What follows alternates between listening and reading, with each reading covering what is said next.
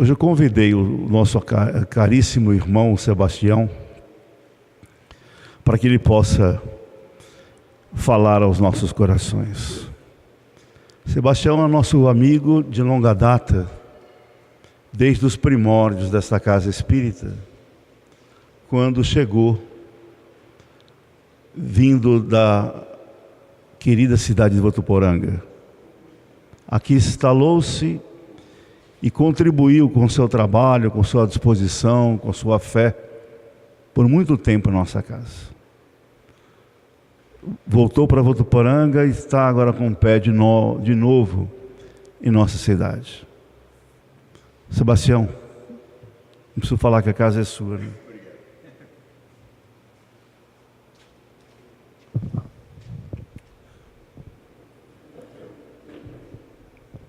Senhores e senhoras do mesmo ideal espírita, que as bênçãos do nosso Mestre Jesus permaneçam em nossos corações. E dessa forma, rogaremos a Ele que nos dê força e coragem para que possamos trabalhar nessa noite chuvosa. 1959, no estado de Minas Gerais, na cidade de Uberaba, na Avenida João Paulo 23, do bairro América de Uberaba. Um homem se deslocou de Pedro Leopoldo até Uberaba. Naquele recanto de paz, ele acomodou-se para auxiliar as pessoas. E nós, de toda forma, íamos até lá em busca das consolações e também do esclarecimento. Esse homem, pobre do lado material, mas milionário do lado espiritual, Francisco Cândido Xavier, o ouvido misericordioso do mundo maior. Interessante para aquele homem, a matéria-prima que ele trabalhava era as aflições, as dores, as tristezas que as pessoas iam em busca das consolações. E ali encontrava a solução para os seus problemas. Todos nós que ia até ao Chico Xavier em busca de consolações, nós saía com a nossa bateria carregada. É o homem, uma parceria muito grande com Jesus e também com Emmanuel. E na lida espiritual, estava sempre atento para ajudar as pessoas. Incrível que pareça, as tentações surgiu no comecinho da sua mediunidade. Recordo-me aqui no livro Mandato Mediúnico, Mandato de Amor, narra uma história interessante, que esse homem, assim, em 1932, quando lançou o livro Parnaso, esse livro, poesia, poema, verso, chamou a atenção dos literários de Belo Horizonte, há também das religiões. Ficaram interessados de saber quem era esse homem para escrever um livro de poesia dos irmãos desencarnados. Portanto, o interesse foi tão grande que, certa feita, um grandioso homem de Belo Horizonte mandou emissário até Pedro Leopoldo para que conhecesse pessoalmente esse jovem. E chegando em Pedro Leopoldo, a situação financeira da família de Chico não era das boas. Estava difícil a situação financeira deles. E fizeram lá um diálogo, um acordo, que se o Chico fosse até Belo Horizonte, para conversar com o pessoal, a fim de que ele entendesse qual seria a programação do pessoal de Belo Horizonte. Interessante que nessa chegada desse emissário até Sacramento, até Pedro Leopoldo, o seu pai ficou tão feliz, porque, na verdade, a situação financeira era difícil, portanto, o pai dele concordou que ele fosse até Belo Horizonte. Interessante, o Chico consultou Emmanuel, o seu guia espiritual. Emmanuel disse o seguinte: Chico, é bom você ir para uma nova experiência. E foi o Chico para Belo Horizonte. Chegando lá, em BH, ele foi hospedado numa linda chácara, formosa, confortável. E o seu guarda-roupa, portanto, era cheio de terno, e em cada bolso de calça tinha dinheiro. E o tempo foi passando, e o Chico queria saber o que estava acontecendo, qual seria a proposta do pessoal de Belo Horizonte. 10 dias, 20 dias, nada. 30 dias, nada. 50 dias, aí 90 dias. Aí o Chico procurou o responsável pela sua vinda até BH. Calma, Chico, não apavora, tenha pressa não. Olha, não te falta nada. E o Chico disse: olha, eu não toquei em nada, não preciso de nada. E o que vocês querem de mim? É muito simples, Chico. Você precisa fazer 2 palestras, uma na escola normal e outra no teatro. E tentaram iludir o jovenzinho de 21 anos de idade. Fizeram a sua cabeça: olha, Chico, é simplesmente você dizer o seguinte nas suas palestras: nós vamos arrumar tudo, fazer a propaganda e você vai participar. É dizer o seguinte, que o livro Parnaso não é dos espíritos, é seu. Só isso. Olha, veja bem, aquele jovenzinho lá de Pedro Leopoldo, envolvido com aquele pessoal cheio de maldade, para que ele deixasse de lado os espíritos. Ele disse o seguinte: olha, se eu fazer isso, eu estou mentindo para mim mesmo. Ouça a voz da minha mãe, dizendo: olha, meu filho, é melhor ser pobre, mais tranquilo, do que ter consciência pesada. Portanto, eu não vou aceitar essa proposta de vocês. Olha como ele foi real. Eu vim aqui simplesmente que eu tinha medo do meu pai. Portanto, estou voltando para Pedro Leopoldo na minha atividade do trabalho. Disse isso e voltou para Pedro Leopoldo. Mas o seu problema não era tanto Belo Horizonte, porque o Chico tinha medo do pai dele. O que pediu? Aí chamou um amigo dele, falou assim: olha, eu vou. Narrou o fato para o amigo: eu vou para minha casa, eu tenho medo do meu pai. Bom, eles foram para a casa do Chico, para a casa do pai dele. Nós não sabemos da história. O que sabemos é o seguinte: veja bem, um homem com desse mandato mediúnico, o mandato de amor, o coração voltado para Jesus, trabalhar em prol da humanidade, jamais ele poderia entregar-se a algo para qual que não lhe pertence. É muito triste quando nós vemos médiuns, entre aspas, acoplado em busca das coisas materiais. Portanto, a mediunidade com Jesus é totalmente diferente. E dessa forma, Francisco Cândido Xavier libertou daquele pessoal e continuou trabalhando. E nós sabemos que um homem como Chico jamais poderia deixar o seu mandato mediúnico. E me recordo aqui de outra história fantástica.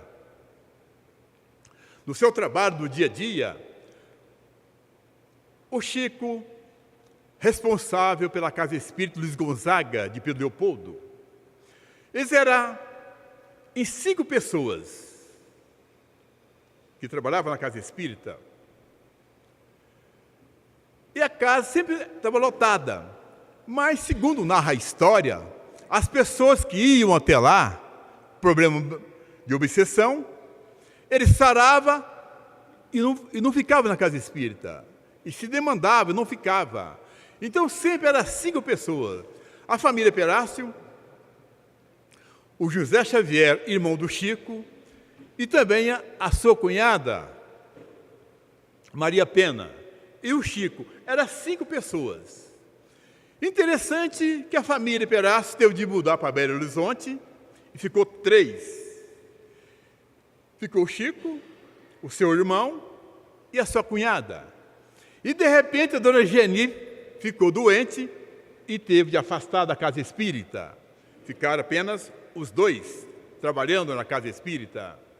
E, de repente, o seu irmão, José Xavier, que era celeiro, trabalhava fazendo cela, e teve de trabalhar à noite, e não pôde mais ir na casa espírita. Ficou somente o Chico sozinho. Ele, vendo a situação que todo mundo se demandou da casa espírita, ele foi fechar a casa espírita, e nisso que ele foi fechar a casa espírita, apareceu Emmanuel. Ele justificou: olha, estou sozinho, Emmanuel, como eu vou trabalhar nessa casa? Não, e nós aqui? Nós precisamos também. Nós precisamos de ouvir o Evangelho. Eu gostaria que você não fechasse a casa espírita. Continuar trabalhando na casa espírita. Não importa sozinho. Veja bem a tarefa de Chico. Portanto, ele aceitou. Emmanuel disse o seguinte: você vai abrir a casa espírita às 8 horas da noite e fechar às 10. E você vai ler o Evangelho para nós, que somos devedores, queremos aprender mais, e você vai nos orientar.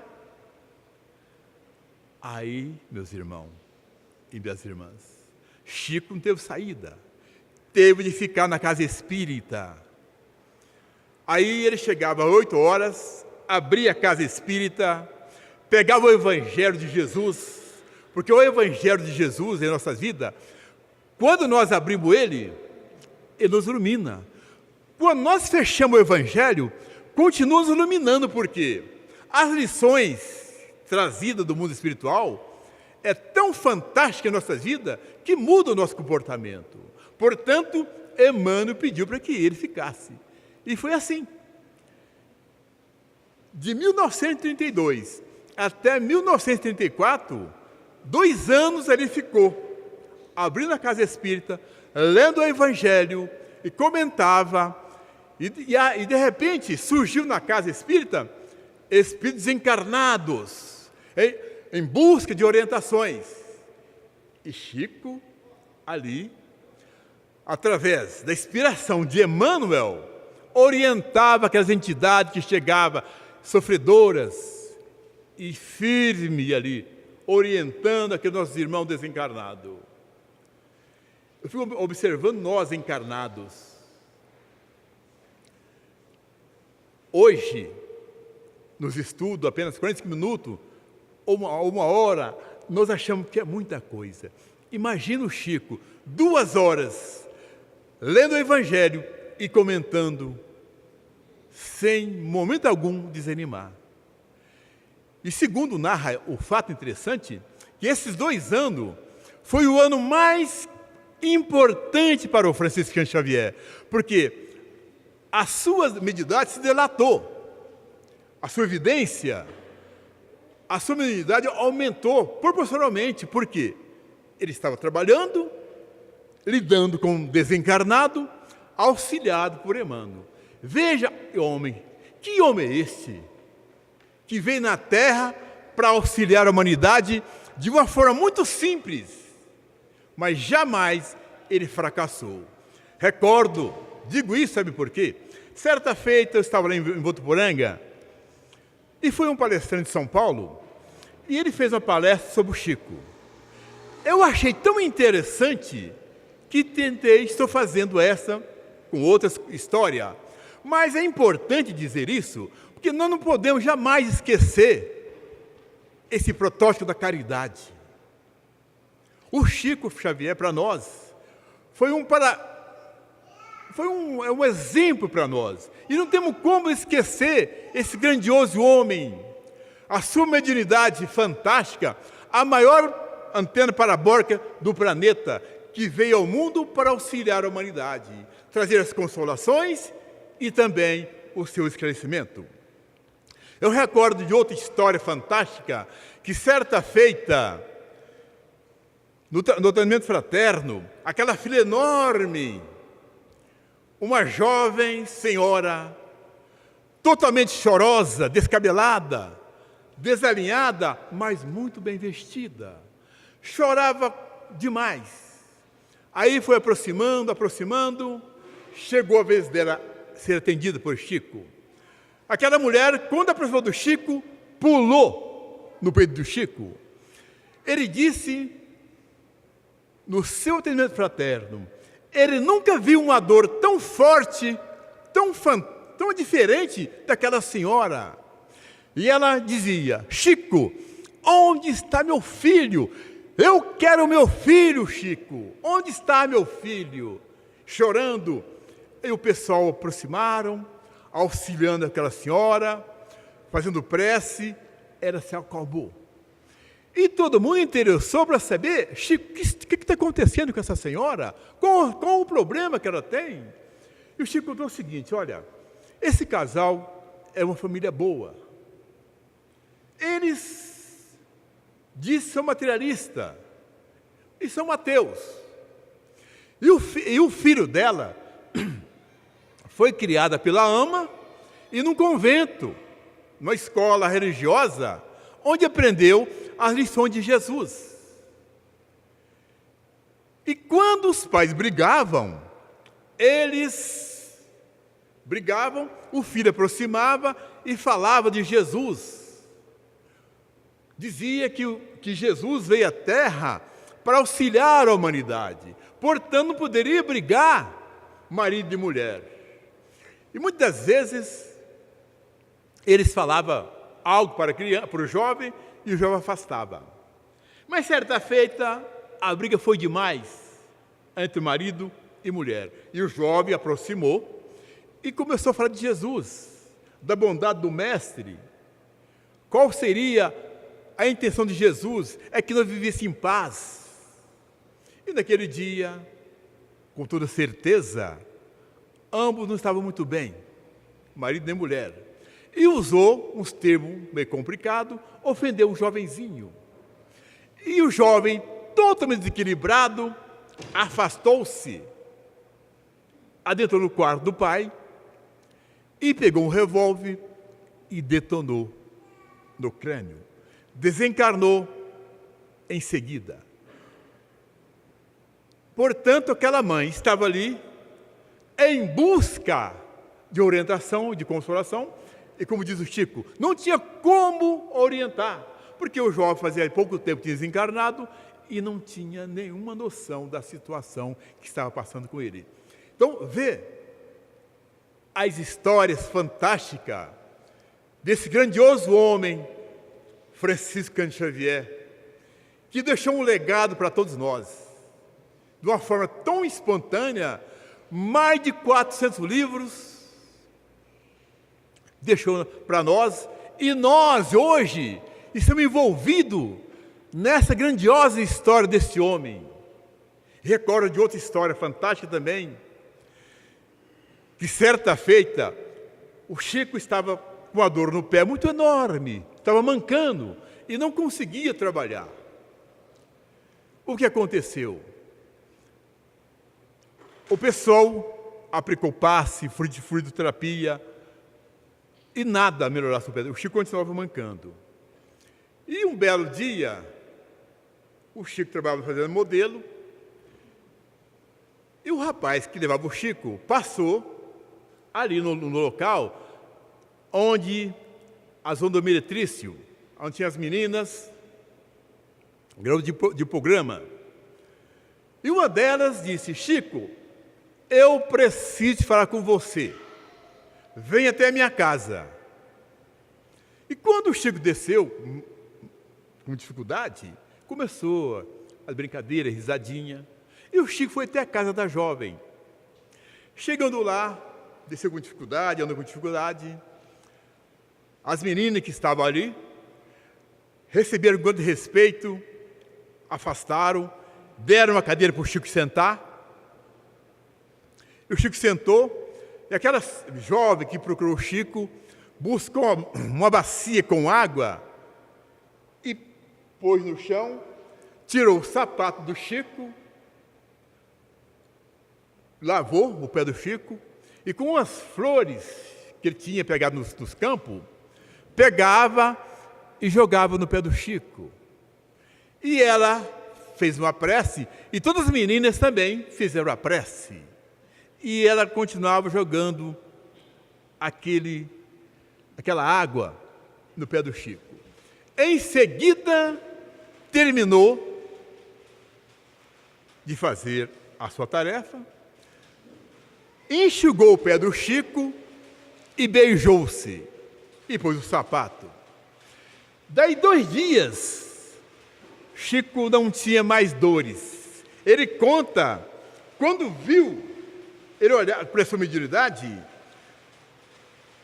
quando ela jogava aquelas flores no pé do Chico, aquela água ficou leitosa, escura, e adentrava no seu pé, e as dores afastou.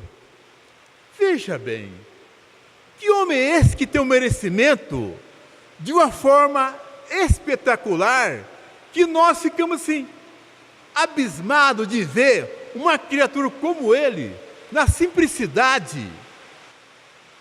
Que homem é esse? Mesmo pobre, consolava as pessoas ricas. E dessa forma, não tem como esquecer Francisco Cândido Xavier. Eu me recordo que nós íamos até Sacramento, chegando lá, no Evangelho, no sábado às 9 horas, a nossa irmã Ecorina, sobrinha de Eurípides, falava o seguinte: ora, meus irmãos, eu faço um pedido para os senhores, principalmente os oradores, os palestrantes, quando usar a tribuna, por gentileza, fala de Chico, porque é um homem pela qual que jamais poderemos esquecer.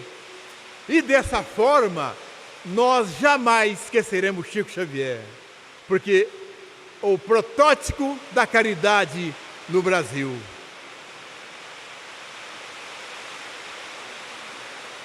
Mas, interessante para a nossa conclusão,